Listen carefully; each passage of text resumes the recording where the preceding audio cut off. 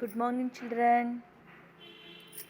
आज मैं आपका व्याकरण भाग प्रेरणार्थक क्रिया इसके बारे में समझाना चाहूँगी बच्चों आज हम प्रेरणार्थक क्रिया को जानने का प्रयास करेंगे जो आपकी परीक्षा में आपके लिए 1 अंक आरक्षित करता है।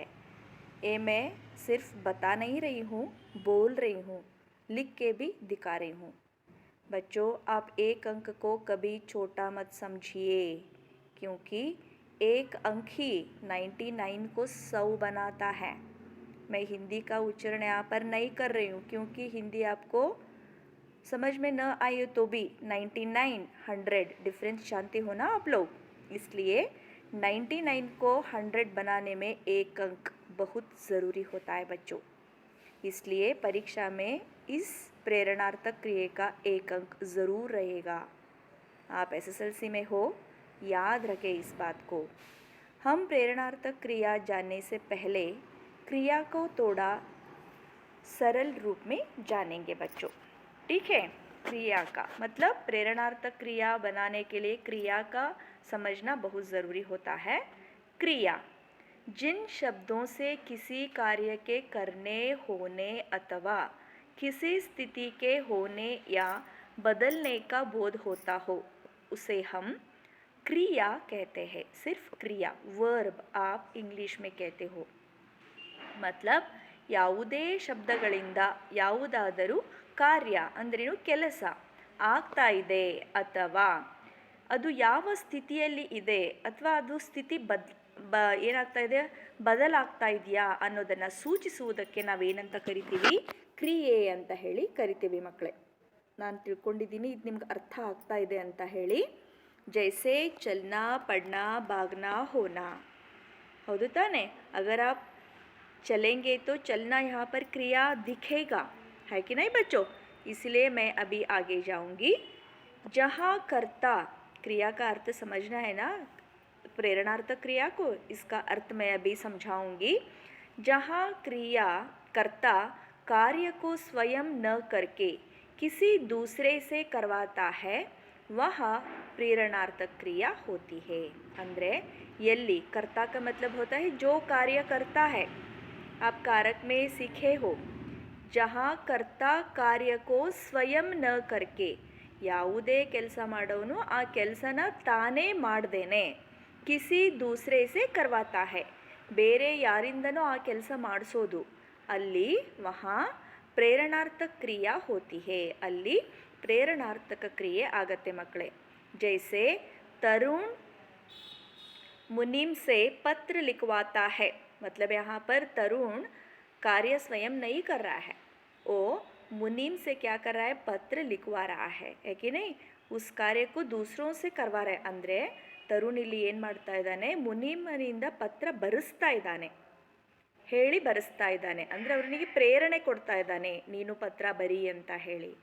ओके बच्चों, माँ नौकर से सफाई करवाती है, माँ खुद काम न करते हुए नौकर से क्या कराती है, सफाई करवाती है, ठीक है बच्चों। मतलब किसी कार्य को दूसरों से करवाने की प्रेरणा दे, इसे हम प्रेरणार्थक क्रिया करते हैं, ठीक है बच्चों।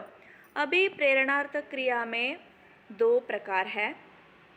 पहला है प्रथम प्रेरणार्थक, दूसरा है द्वितीय प्रेरणार्थक, ठीक है बच्चों। अभी हम आगे जाएंगे।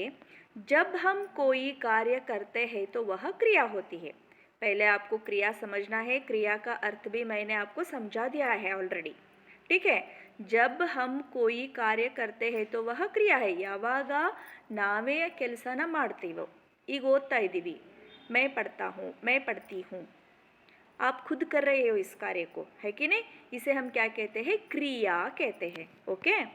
अभी यदि इसी कार्य को, अदे ಕೆಲಸನ रूप में किसी कार्य रूप में लाने के लिए हम किसी की सहायता लेते हैं तो वह प्रेरणार्थक की क्रिया कहलाते हैं।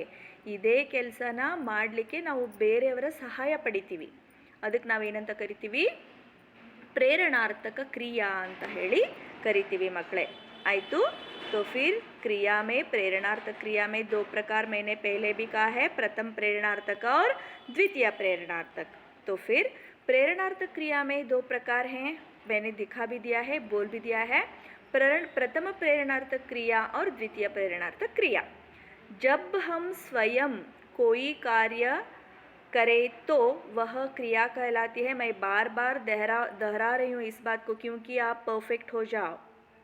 ठीक है बच्चों, एक अंक का प्रश्न है, नेग्लेक्ट मत कीजिए इस बात को, इसलिए बार बार दोहरा रही हूँ।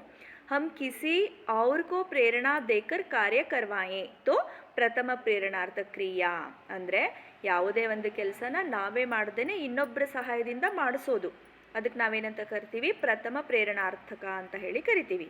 यदि हम किसी से कहलवा कर किसी तीसरे व्यक्ति से कार्य करवाएं, देखिए यहाँ पर ಇಲ್ಲಿ ನಾವು ಇನ್ನೊಬ್ಬರ ಹತ್ರ ಹೇಳಿಸಿ ಆ ಕೆಲಸನ ಅವರಿಂದ ಹೇಳಿಸಿ ಇನ್ನೊಬ್ಬರ ಹತ್ರ ಕಡೆ ಕೆಲಸ ಮಾಡಿಸೋದು, तीसरे व्यक्ति से। ಈಗ अगर मैं किसी को काम करने के लिए कहूँ वो प्रथम प्रेरणार्थक हुआ। मतलब मैं अभी यहाँ पर एक उदाहरण देना चाहूँगी बच्चों। जाओ तुम दरवाज़ा बंद करो। मैं यहाँ पर दरवाज़ा खुद नहीं बंद कर रही हूँ, किसी को बोल रही हूँ दरवाज़ा बंद करने के लिए। अगर ये क्या हुआ, यहाँ पर प्रथम प्रेरणार्थक क्रिया हुआ। अगर इसी कार्य को राजू गीता से कहो कि दरवाज़ा बंद करे, मैं यहाँ पर राजू से उस कार्य को गीता को करने के लिए कहलवा रही हूँ। समझ में आ रहा है बच्चों? ये क्या हुआ यहाँ पर, द्वितीय प्रेरणार्थक क्रिया। समझ में आई?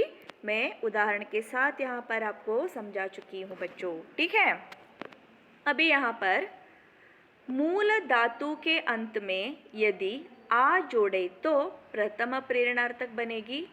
ಮೂಲ ಧಾತು ಅಂದ್ರೇನು, ಕ್ರಿಯೆ ಆಗೋಕಿನ ಮುಂಚೆ। ಈಗ पढ़ना हुआ क्रिया, पढ़ हुआ धातु।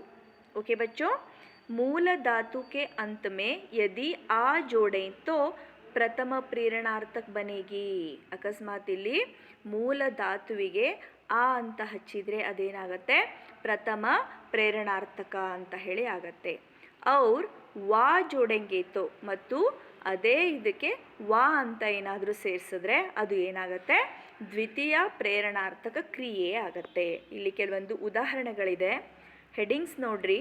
ಮೂಲ ಧಾತು ಇದೆ, ಕ್ರಿಯಾ ಇದೆ, ಪ್ರಥಮ ಪ್ರೇರಣಾರ್ಥಕ ಕ್ರಿಯೆ ಅಂತ ಇದೆ, ದ್ವಿತೀಯ ಪ್ರೇರಣಾರ್ಥಕ ಕ್ರಿಯೆ ಅಂತ ಇದೆ। ಈಗ ಚಲ್ ಅಂತ ಹೇಳೋದು ಮೂಲ धातु। चल यहाँ पर क्या बनता है, मूल धातु। क्रिया बनने के लिए हम यहाँ पर ना जोड़ रहे, चलना। ओके, ये हुआ क्रिया। इसी को हम आ जोड़कर चलाना, चलना, चलाना। चल धातु को आप यहाँ पर आ जोड़ रहे हो तो ये हुआ प्रथम प्रेरणार्थक क्रिया। यहाँ पर चल धातु को आप वा जोड़ रहे बच्चों, ये हुआ चलवाना। ये क्या हुआ, द्वितीय प्रेरणार्थक क्रिया हुआ बच्चों। ठीक है, मैं समझ रही हूँ और आप क्लैरिफाई होंगे। ठीक है बच्चों, नेक्स्ट यहाँ पर मैं बहुत सारे उदाहरण को आपको कहते जाऊँगी। आपको नोट्स में अच्छे से डेफिनेशन के साथ ग्रामर नोट्स में ही लिखना है सारे शब्दों को, including your text book. 10th standard के हो, 8th स्टैंडर्ड के हो, 9th हो, 7th हो, कोई भी क्लास में अगर आपको प्रेरणार्थक क्रिया शब्द मिले तो आपको धातु शब्द, क्रिया शब्द, प्रथम प्रेरणार्थक, द्वितीय प्रेरणार्थक, यहाँ पर एक उदाहरण मैंने दिखाया है। इसी तरह एक टेबल बनाकर आपको सारे शब्दों को मिनिमम 50 तो लिखो, आप प्रैक्टिस हो जाएगी आपको, इसलिए बोल रही हूँ। मैं अभी एक एक शब्द को बोलती जाऊँगी। लिखना, लिखाना, लिखवाना, मिलना, मिलाना, मिलवाना, चलना, चलाना, चलवाना, भेजना, भिजाना, भिजवाना, खेलना, खिलाना, खिलवाना। यहाँ पर धातु शब्द नहीं है बच्चों, सिर्फ क्रिया है, प्रथम प्रेरणार्थक है और द्वितीय प्रेरणार्थक है। ठीक है बच्चों, मैं आगे चलूँगी। सीना, सिलाना, सिलवाना। सीना का मतलब होता है स्टिच, ಹೊಲಿಯೋದು। ಹೌದಾ? ಸೀನಾ ಸಿಲಾನ ಬೇರೆಯವ್ರ ಕಡೆ ಹೊಲಿಸೋದು, ಸಿಲ್ವಾನ ಬೇರೆಯವ್ರಿಗೆ ಹೇಳಿ ಇನ್ನೊಬ್ಬರ ಕಡೆಯಿಂದ ಆ ಕೆಲಸ ಮಾಡಿಸೋದು. ಇದು ದ್ವಿತೀಯ ಪ್ರೇರಣಾರ್ಥಕ ಪದ. सीखना सिखाना सिखवाना, बांटना बटाना बंटवाना, मांजना मंजाना मंजवाना, जांचना जंचाना जंचवाना. मैं बहुत सारे उदाहरण दे रही हूँ क्योंकि आपको प्रैक्टिस हो जाए. धोना धुलाना धुलवाना, खेलना खिलाना खिलवाना, सीना सिलाना सिलवाना, सीखना सिखाना सिखवाना, बांटना बंटाना बंटवाना, मांजना मंजाना मंजवाना, पढ़ना पढ़ाना पढ़वाना, देखना दिखाना दिखवाना, सुनना सुनाना सुनवाना, जागना जगाना जगवाना, भेजना भिजवाना भिजाना भिजवाना, ठहरना ठहराना ठहरवाना, देखना दिखाना दिखवाना, लौटना लौटाना लौटवाना, उतरना उतराना उतरवाना, पहनना पहनाना पहनवाना, बनना बनाना बनवाना, लगना लगाना लगवाना, सीखना सिखाना सिखवाना, करना कराना करवाना, हंसना हंसाना हंसवाना, उड़ना उड़ाना उड़वाना, दौड़ना दौड़ाना दौड़वाना, जागना जगाना जगवाना, जीतना जिताना जितवाना, खाना खिलाना खिलवाना, खिलना खिलाना खिलवाना, डूबना डुबाना डुबवाना. बच्चों, इन सारे शब्दों को आपको क्या करना है? अपने नोट्स में हेडिंग के साथ, डेफिनेशन के साथ, मैंने सारे डेफिनेशन यहाँ पर दिखाया है, एक एक बार रिपीट भी की है क्योंकि आपको अच्छे से इसके बारे में पता चले. ठीक है बच्चों, अपने ग्रामर नोट्स में इन सारी चीज़ों को आपको लिखने होंगे बच्चों. ठीक है, धन्यवाद.